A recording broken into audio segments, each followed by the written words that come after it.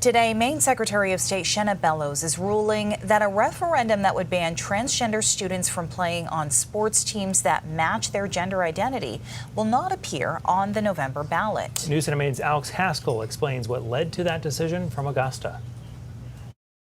Maine Secretary of State Shenna Bellows says she is accepting a recommendation from her staff that found thousands of signatures tied to this referendum effort are invalid.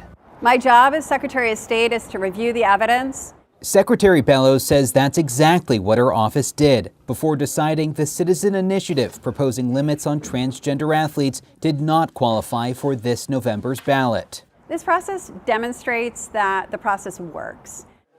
The decision comes after a months-long review process. Bellows had previously ruled enough signatures were collected to make the ballot, but that decision was later challenged in court, with opponents arguing some signatures were gathered illegally.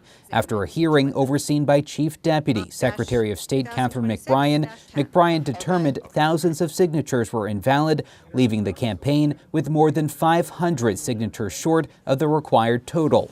Bellows says she agrees with that finding. And it was determined that 2 out-of-state circulators failed to follow Maine law.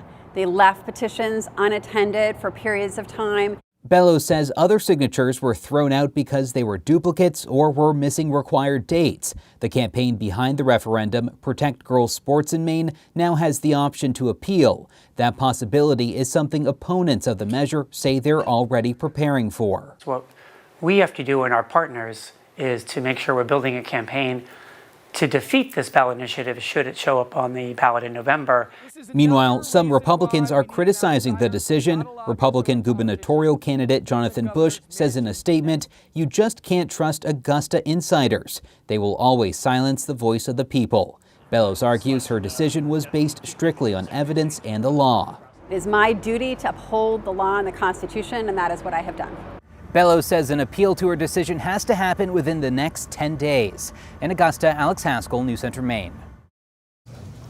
And Bellows, who is running in the Democratic primary for governor, says if a court upholds her decision, the campaign behind the referendum Protect Girls Sports in Maine can collect additional signatures to qualify for a future ballot. News Center Maine has reached out to campaign organizers to ask whether they plan to appeal the decision.